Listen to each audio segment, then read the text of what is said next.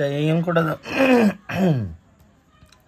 একটি table fan 2827.06 টাকায় বিক্রি করলে লাভের মান 2230 টাকায় বিক্রি করলে ক্ষতির মূল্যের চেয়ে 14% বেশি, তাহলে 14% লাভ করার জন্য বিক্রয় মূল্য কত? তাহলে ধরি ক্রয় মূল্য ধরে নিলাম x টাকা। প্রশ্নানুযায়ী যেহেতু এত টাকায় বিক্রি করছে আর এইটা হচ্ছে ক্রয় মূল্য, তাহলে বিক্রয় মূল্য থেকে ক্রয় মূল্য বাদ দিলেই কি হবে? লাভ বেরোবে। এখানে যেহেতু বলছে লাভের মান, তাহলে এটা হচ্ছে লাভ। আর ক্ষতির মান কি হবে? ক্রয় মূল্য থেকে বিক্রয় মূল্য বাদ দিলে ক্ষতি। তাহলে দেখো, ক্রয় মূল্য x, তা থেকে বিক্রয় মূল্য বাদ দিলাম, সেইটা হচ্ছে ক্ষতি। সেটা 14% বেশি, 14% বেশি মানে 114%। ক্ষতির মূল্যের চেয়ে 14% বেশি, তাহলে 114% হবে। তাহলে এখানে এবার ক্যালকুলেশান করলাম।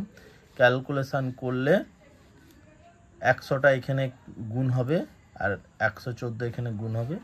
তাহলে গুণ ক্যালকুলেশান করলে 224x সমান, এইটা আসবে ক্যালকুলেশানে 224x সমান এত, সমান এইটা 2396.99 সমান 2397 লিখে দিলাম। তাহলে বিক্রয় মূল্য এখন কত হবে?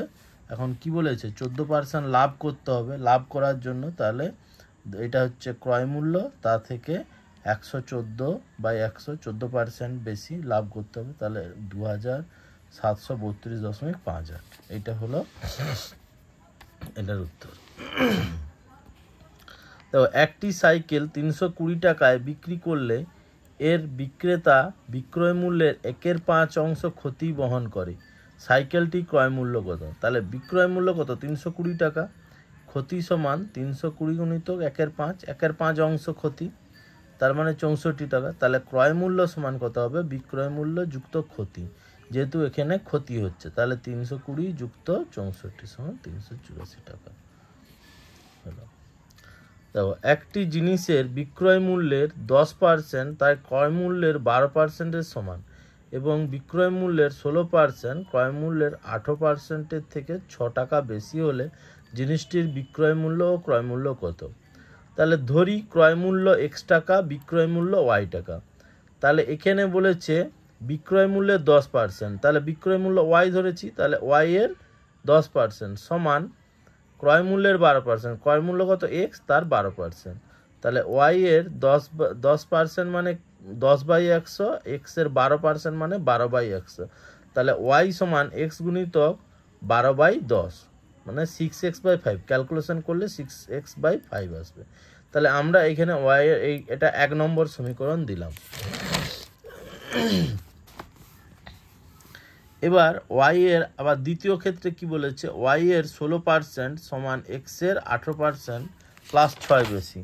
যেমন এখানে দেওয়া আছে, দেখো, বিক্রয় মূল্যের 16% ক্রয় মূল্যের 18%-এর থেকে 6 টাকা বেশি হলে, তাহলে 16% বিক্রয় মূল্য কত?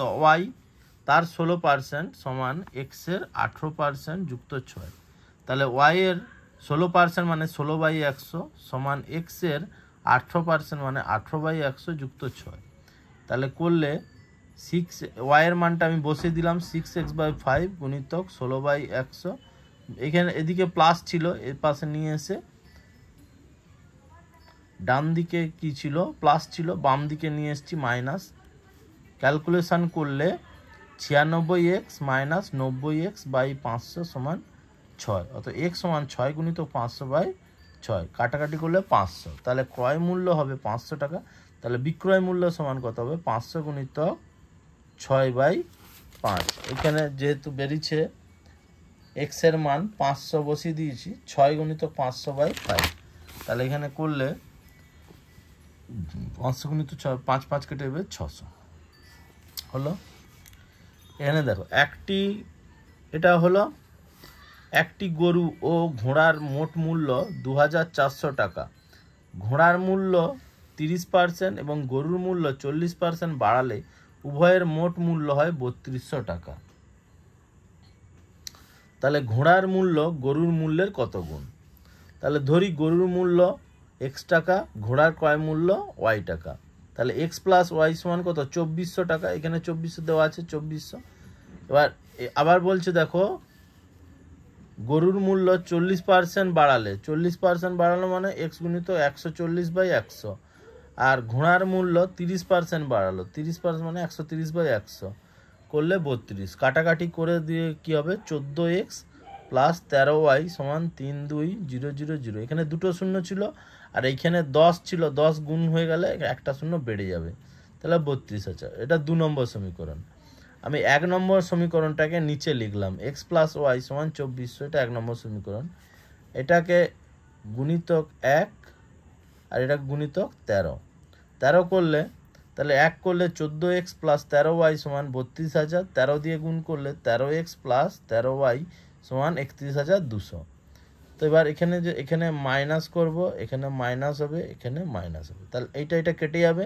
14 থেকে 13 মাইনাস করলে এক্স, আর 32,000 থেকে 31,200 করলে 800। তাহলে এক্স সমান যদি 800 হয়, ওয়াই সমান হবে 1600। তাহলে ওয়াই মানে কি? ঘোড়ার মূল্য। তাহলে ঘোড়ার মূল্য সমান 2 গুণিতক গরুর মূল্য, মানে 1600 সমান 2 গুণিতক 800। তাহলে ঘোড়ার মূল্য কত? 2 গুণিতক গরুর মূল্য। এটা হয়ে গেল। এক ব্যক্তি 12টি মার্বেল 9 টাকায় বিক্রি করে তার 10% ক্ষতি হয়। 10 টাকায় কতগুলি মার্বেল বিক্রি করলে তার 20% লাভ হবে? তাহলে 10% ক্ষতি, 10% ক্ষতি মানে ক্রয় মূল্য 100 টাকা, তাহলে বিক্রয় মূল্য 90 টাকা, এক্ষেত্রে 10% ক্ষতি।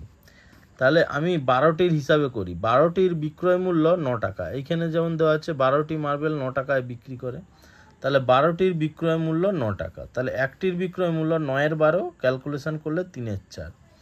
তাহলে 90 টাকা যদি বিক্রয় মূল্য হয়, তাহলে ক্রয় মূল্য হয় 100 টাকা। তাহলে একে করলাম 100/90, আর 3-এর 4 হলে কত? 3-এর 4 হলে 5-এর 6 টাকা। তাহলে এইটা যদি বিক্রয় মূল্য হয়, তাহলে ক্রয় মূল্য হবে 5-এর 6 টাকা।